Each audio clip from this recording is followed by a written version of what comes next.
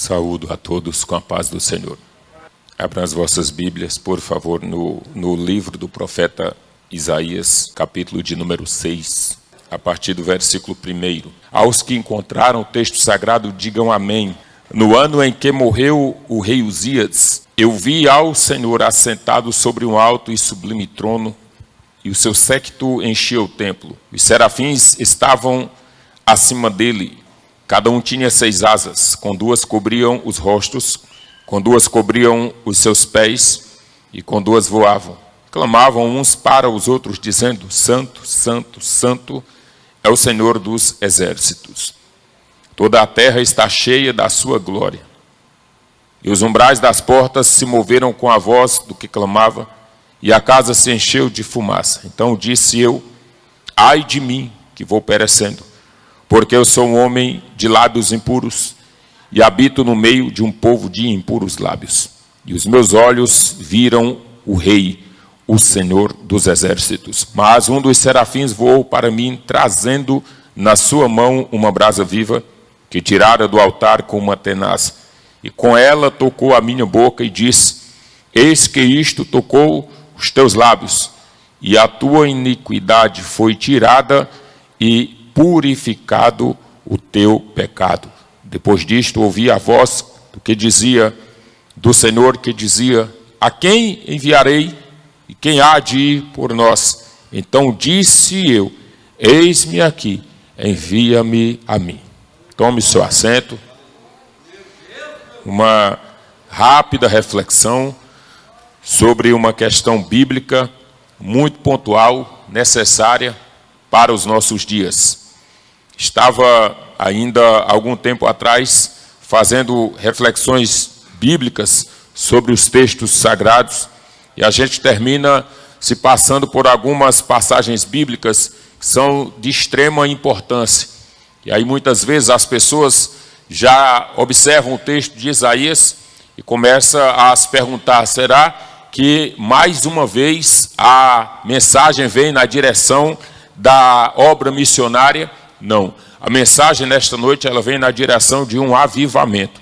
Um avivamento que ele é necessário, um avivamento que só acontece quando nós olhamos nas 3 dimensões. Sobre estas 3 dimensões nós vamos falar nesta noite: a dimensão espiritual, a dimensão social e a dimensão pessoal. Não existe nenhum avivamento que venha para uma geração se este avivamento não estiver vinculado nessas 3 dimensões: a dimensão espiritual, a dimensão social e a dimensão pessoal. O que a gente observa dentro do texto bíblico é que o profeta Isaías, ele estava vivendo em um tempo, o reino de Judá.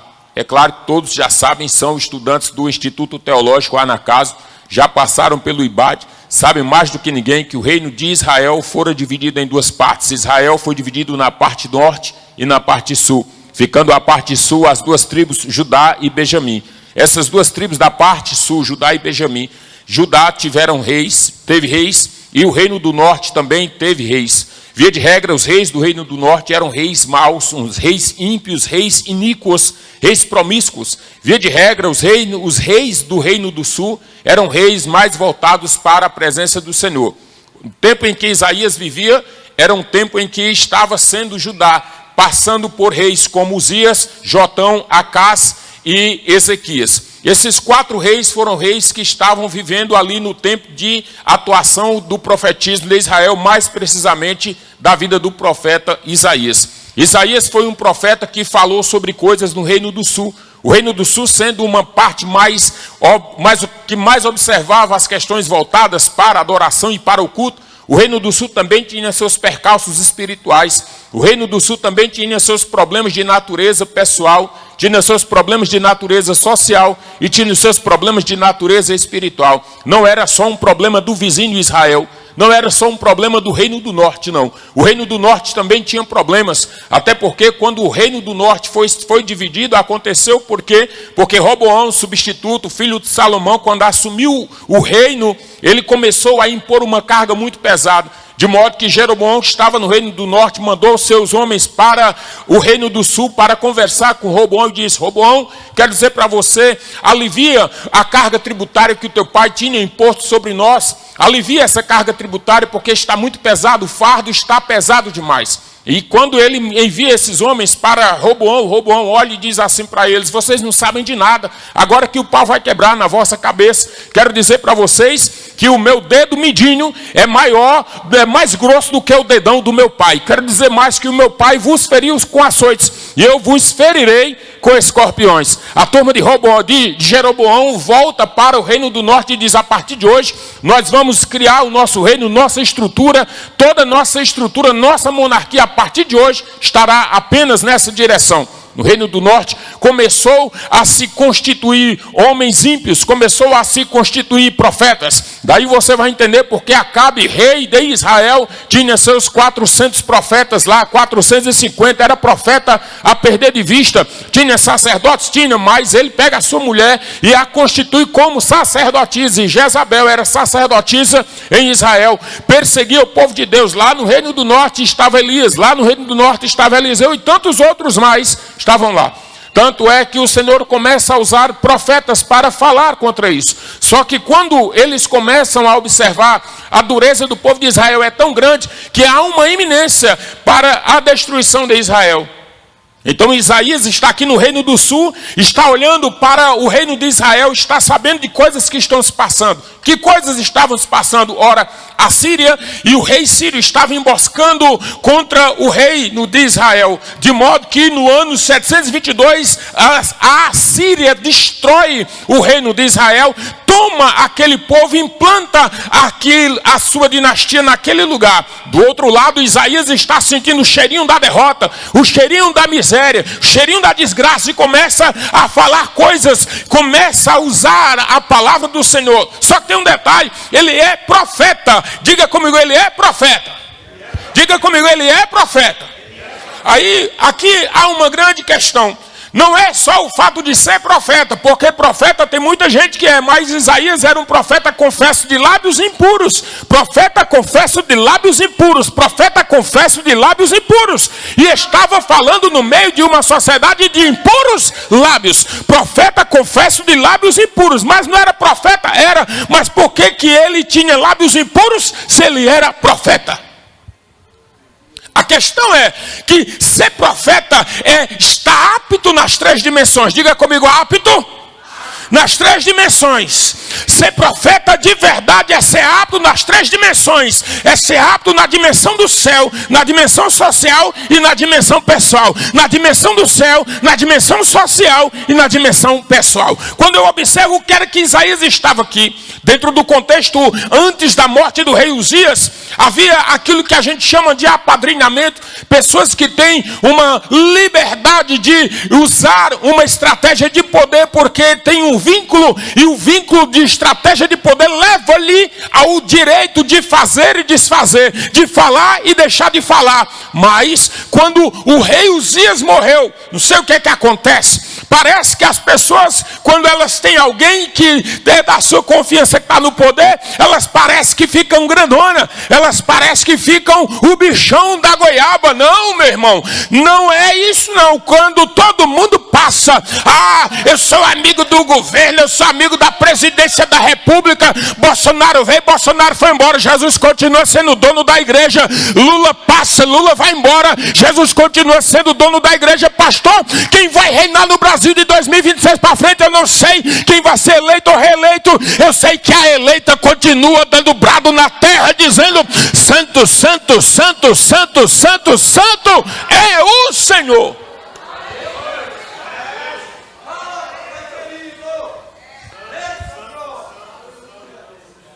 O profeta Isaías estava falando em um reino, o reino de Judá era um reino que, se a gente observar dentro do contexto histórico, era o reino que tinha tudo para dar certo, mas deu errado.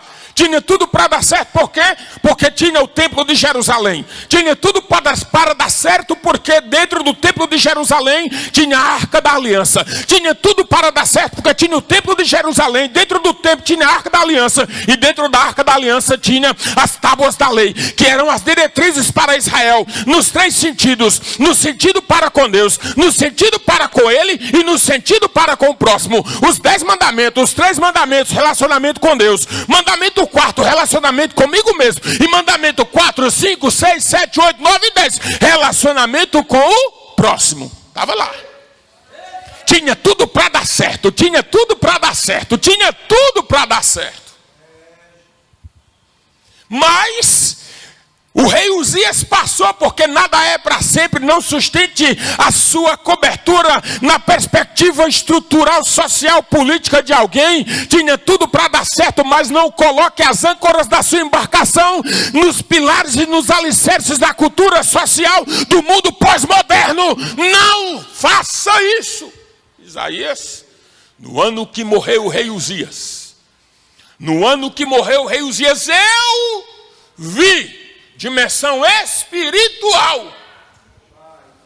Eu vi dimensão espiritual. Primeiro foi dito aqui, eu peguei muito bem a visão. Foi dito aqui, pastor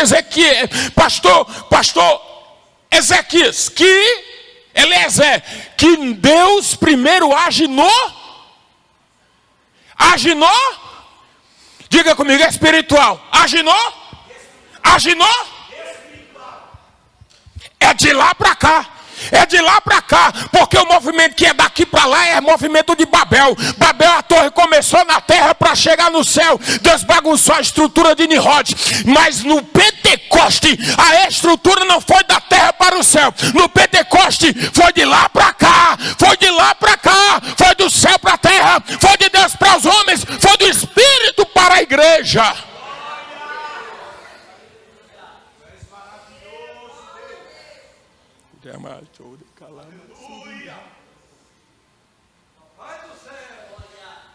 Aí Isaías observa o contexto. Qual era o contexto? Porque profeta que é profeta observa o contexto social também.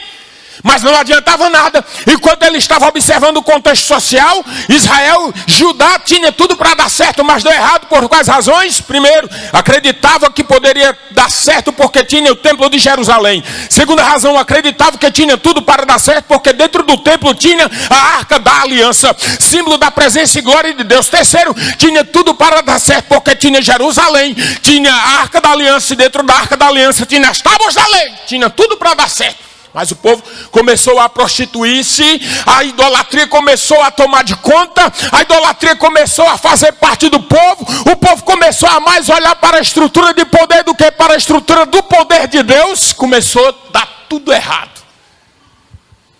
Enquanto eu e você estivermos olhando para a estrutura de poder que nos cerca, temos tudo para dar errado. Mas quando nós olharmos para a estrutura de poder do céu, temos tudo para dar certo.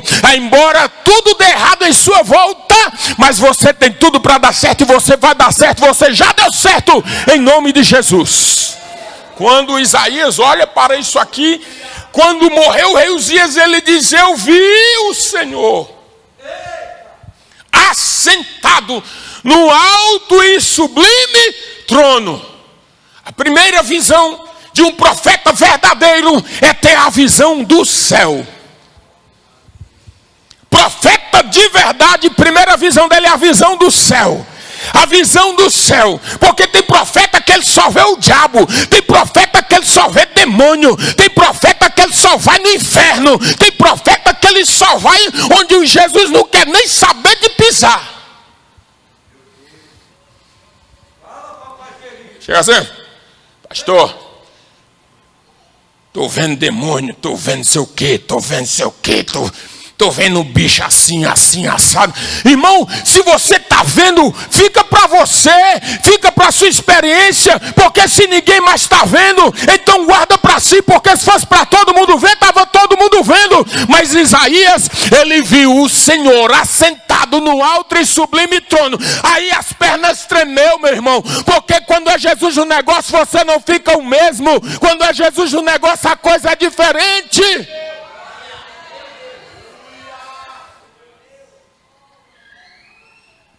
visão, a dimensão espiritual. O profeta que é profeta, ele é propagador do avivamento, mas é um avivamento que vem primeiro sobre a sua vida, que passando pela sua vida tem primeiro o alcance da dimensão espiritual. Primeiro espiritual é ver a glória de Deus, é sentir a glória de Deus, é sentir o poder de Deus, é falar em nome de Deus, é falar da graça de Deus, é falar da grandeza de Deus, é falar da misericórdia do Pai, é falar do amor do Pai, é falar da graça do Pai, é falar do derramamento do Espírito, é falar da regeneração do Espírito, é falar da obra da graça, é falar do caminho da salvação, é falar do caminho da fé, e nunca atacar a estrutura de poder antes disso.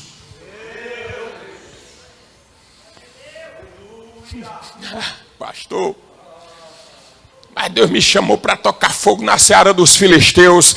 Antes de tocar fogo na seara, antes do fogo chegar na seara dos filisteus, Atenais com a brasa tem que chegar na tua boca. Não perca isso de vista. Antes do fogo na seara do filisteu é necessário a brasa na sua boca. Antes do fogo na seara do filisteu é necessário a brasa na sua boca. Antes do fogo na seara dos filisteus é necessário a brasa na sua boca. Se a brasa não estiver na sua boca primeiro, não adianta tocar fogo na seara do filisteu, porque eles vão te arrebentar.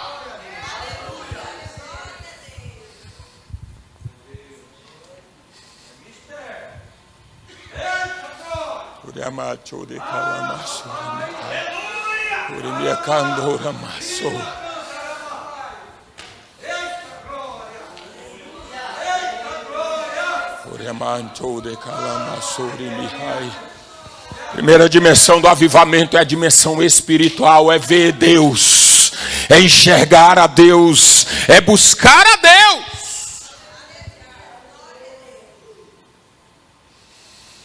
E aí ele diz: ai de mim que vou perecendo. Por quê? A razão ele dá: sou um homem de lábios impuros. É o olhar para dentro de si, a sua fraqueza pessoal. Ninguém é tão grande, capaz de ser profeta, que não tenha fraquezas estruturais nas suas emoções. Você vê os camaradas pregando, cheio de Deus, tá? Mas tem fraquezas emocionais que precisam ser tratadas.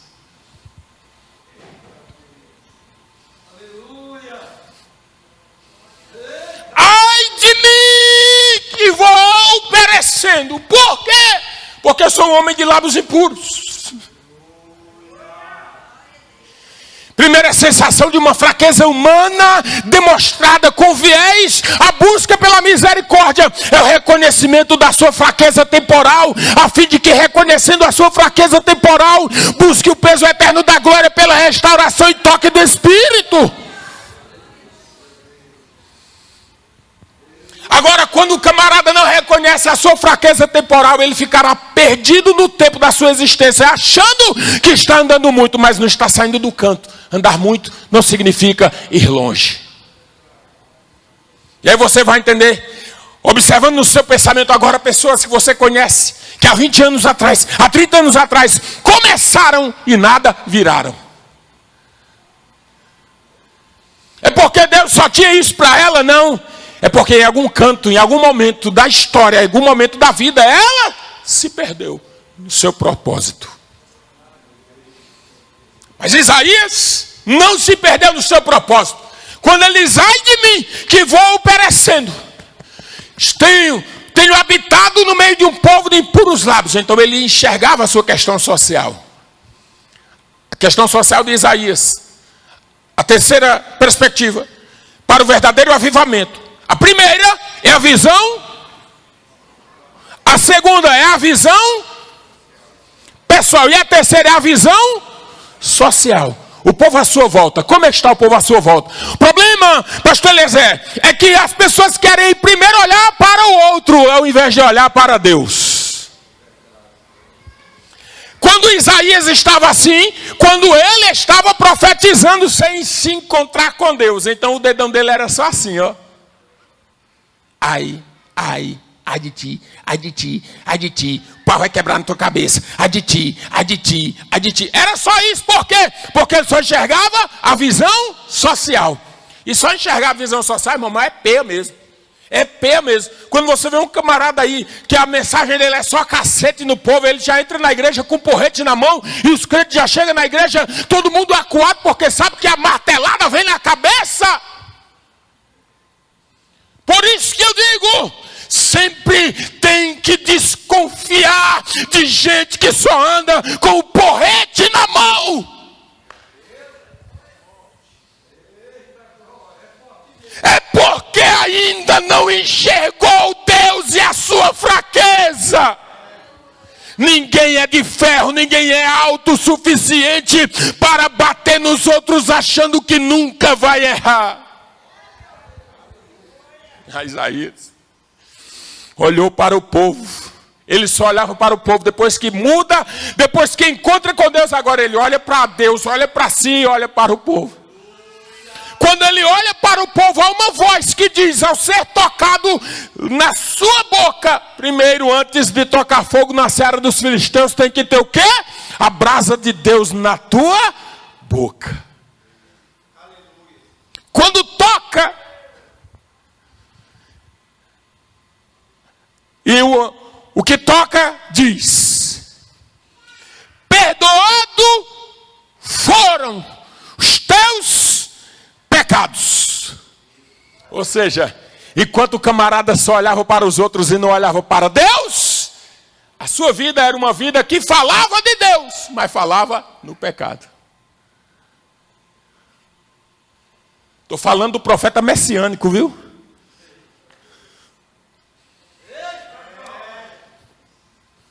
Pegou a brasa?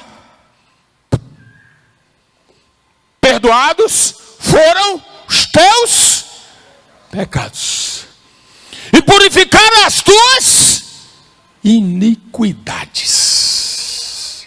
Depois disso, ouvi uma voz do Senhor que dizia: a quem enviarei?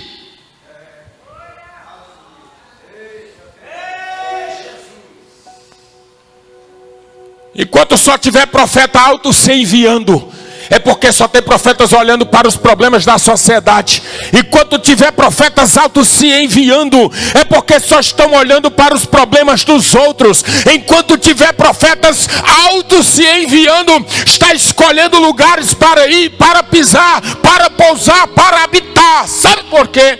Porque ainda não encontraram o Deus de verdade. Porque até o discurso muda. A quem enviarei? E quem há de ir por nós? A Trindade em operação. Aí o homem que profetizava, agora nas três dimensões, revestido da graça, observando primeiro Deus, que revela-lhe a sua fraqueza humana. Quando olha para dentro de si, ele sabe onde ele está e com quem ele habita. Mas agora é um homem regenerado. E o Senhor diz: a quem há de ir por nós? Então ele diz: eis-me aqui, envia-me a mim. Profeta de verdade, que é profeta de verdade, no alto se comissiona. Quem comissiona ele é Deus. Quem te envia é Deus. Quem te escolhe é Deus. Quem te levanta é Deus.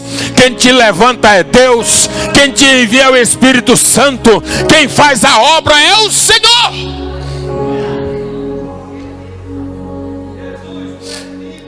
Josué, quando ele estava, depois de toda a questão histórica pela qual ele passa, Josué, ele foi um homem que ele olhou para as três dimensões. E ao viver olhando para as três dimensões, primeiro ele construiu isso lá no Êxodo, capítulo 33, versículo 11. E Moisés estava no monte, e Josué, filho de Nun, servo de Moisés, nunca se apartava da tenda, porque a sua visão era do Senhor. Sabia do seu contexto. A sua visão era o céu. Quando chegou lá na frente, capítulo 24 do livro de Josué, mais especificamente no versículo 15, ele diz uma palavra célebre, que até chegar nela, dos versículos 1 ao 14, ele traz uma narrativa dos fatos históricos que compuseram a estrutura de Israel na sua locomoção desde a chamada de Abraão até aquele dia. Ele olha assim e diz para o povo: ora, toda a congregação se reúne aqui. Quero dizer uma coisa para vocês. Talvez vocês saibam, talvez não. Mas deixa eu trazer um fato à vossa memória. Algumas questões à vossa mente. O Senhor Deus de Israel, Deus Todo-Poderoso, Deus de Abraão, de Isaque e de Jacó, disse para Abraão: sai da sua terra, da sua parentela, para uma terra que eu te mostrarei. E o Senhor o conduziu, Abraão, até aquele lugar, e o Senhor o abençoou e multiplicou poderosamente sobre a terra. O Senhor deu a ele Isaque, de Isaque o Senhor deu Jacó. De Jacó vieram Rubem, Simeão, Levi, Judá, Dan, Naftali, Gade, Assé, Zebulon, Issacar, Diná, Benjamim, José. De José as tribos de Manassés e Efraim. Observe que o Senhor foi dando esse povo. O povo desceu, foi para o Egito, foram colocados ali sob a escravidão egípcia, mas o Senhor os tirou com mão poderosa das garras de Faraó, fazendo-os por 40 anos peregrinos no deserto, mas sobretudo protegendo-os de noite com uma coluna de fogo e durante o dia com uma nuvem que o protegia Israel, que cobria. O Senhor Deus fez nós chegarmos até a beira do Rio Jordão, que transbordava em suas ribanceiras, porque era a época da cega. E o Senhor Deus, com os homens que levavam a arca da aliança, tocaram os pés na água. O Rio Jordão abriu-se de um lado a outro, assim como foi com Moisés também. O Senhor estava sendo comigo, e o Senhor nos fez transpassar o Rio Jordão, e fez nós colocar-nos cidades sob nossos pés, derrubando Jericó e tantas outras mais. O Senhor derrotou a Amorreu, o Eteu, o Ferezeu, o Eveu, o Jebuseu, o Girgazeu, o Cananeu. Todo mundo está lá para trás. Eu quero dizer para vocês, nós estamos aqui cantando o hino da vitória. Versículo 15 ele diz: agora, se vocês quiserem adorar os deuses dos vossos pais, estava dizendo, o problema é de vocês. Se vocês quiserem adorar os deuses cananeus, o problema é de vocês. Ele olha para a dimensão do céu, a visão que nunca perdeu. Eu e a minha casa, eu e a minha casa, eu e a minha casa, eu e a minha casa serviremos ao Senhor. Fica de pé, por favor.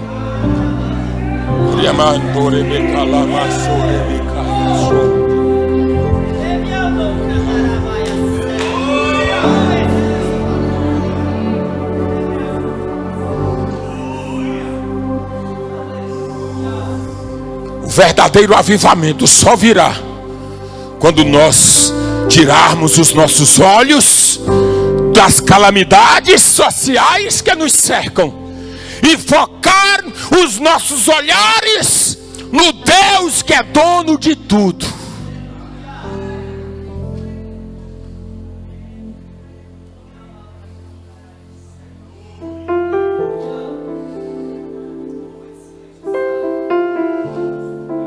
Tem muito profeta comprando briga aí fora. Tem. Você não foi chamado para comprar briga. A gente se defende. A gente se defende. Pastor João Neto, quando chega em nós, a gente está pronto para defender-se. Estejam vós preparados, usando o capacete da salvação, couraça de justiça, escudo da fé, escudo da fé, calçados os pés na preparação do evangelho da paz, cingindo os vossos lombos, e tendo feito isso, permanecei firmes. A igreja, ela continua marchando na direção do céu. Pastor, tem gente sendo perseguido? Tem. Está tudo normal. Enquanto a igreja estiver sendo perseguida, está tudo normal. Anormal era se não houvesse perseguição. Aí era anormal. Mas a igreja está sofrendo? Está dentro do propósito. A igreja está sendo perseguida? Está dentro do propósito. Bem-aventurados sois vós quando perseguirem e disserem todo mal contra vós e vos injuriarem. Você está no caminho certo. A igreja está no caminho certo. Pastor Eliezer vai adorar, o Senhor vem. Antes dele começar a cantar, quero perguntar onde é que tem alguma pessoa não evangélica em nosso meio. Se tem, dê um sinal com a sua mão. Caso tenha. Caso tenha, dê o sinal com a sua mão. O verdadeiro avivamento vem quando nós olharmos e conseguirmos enxergar nas 3 dimensões para fixar qual é a primeira dimensão. Mais forte, qual é a primeira dimensão? Qual é a segunda dimensão? Qual é a terceira dimensão? Primeiro Deus, depois você, depois o mundo. Primeiro Deus, depois eu, depois o mundo. Primeiro Deus, com Ele eu me mudo. Me mudando, eu tento mudar alguma coisa no mundo. Essa é a tônica da mensagem de hoje. Pode adorar ao Senhor. Santo, Santo, adore Ele. É o Senhor Deus poderoso. Ele está aqui, digno de louvor, digno de louvor. Ele está restaurando dons, talentos. Santo, diga, é o Senhor Deus poderoso. Ele está restaurando sonhos. Ele está restaurando projetos. Digno de louvor. Amém.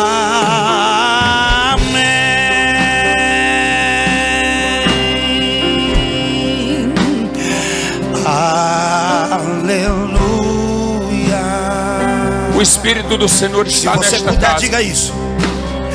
Aleluia. Ele está tocando em pessoas hoje aqui. Poderoso é o Senhor nosso Deus. Ele está tocando em pessoas aqui nesta casa. Aleluia. O Espírito Santo de Deus está levantando pessoas aqui. Aleluia.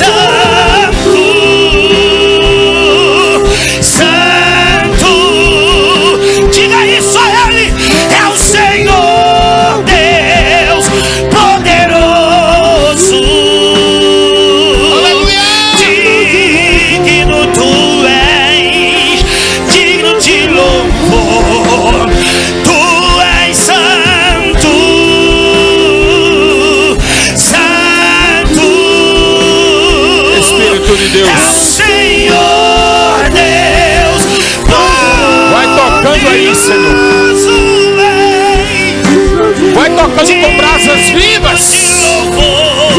Pessoas nesta casa. Amém. Aleluia. Que vendió y ascendió habla ellos.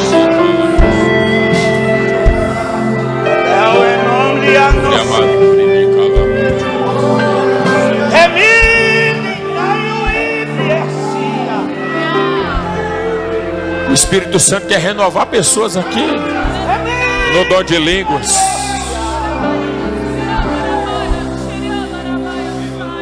O Senhor quer renovar pessoas aqui.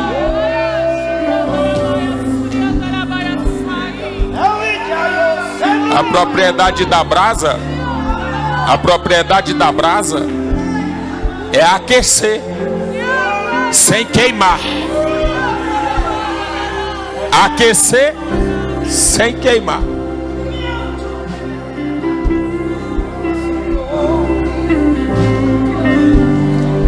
É só dar um choque. Não é tocar fogo não, Moisés. É só aquecer.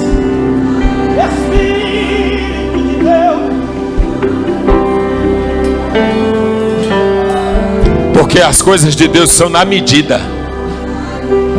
Ele é fogo consumidor, mas hoje ele te visita com uma brasa. O fogo é eliminar, a brasa é aquecer.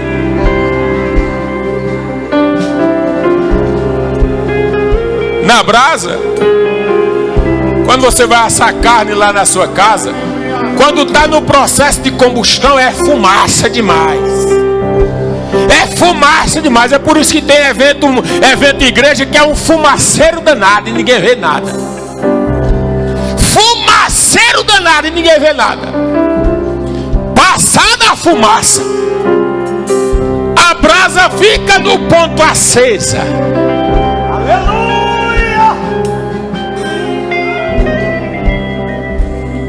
Porque onde tem brasa viva, não tem fumaceiro.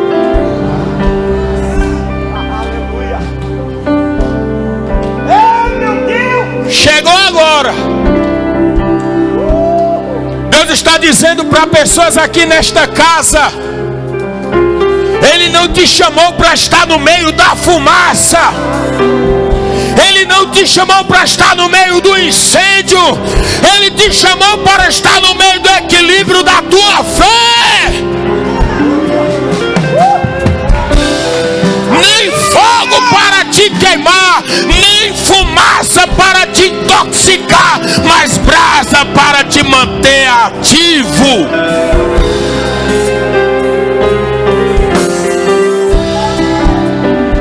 Pastor Joné, muito obrigado. Deus abençoe. É que a sarça pegou fogo e não se consumiu, e a voz que saiu dela um dia me atraiu, e o meu coração até que descobriu que um dia com tua glória vale mais que 1000. É que a sarça pegou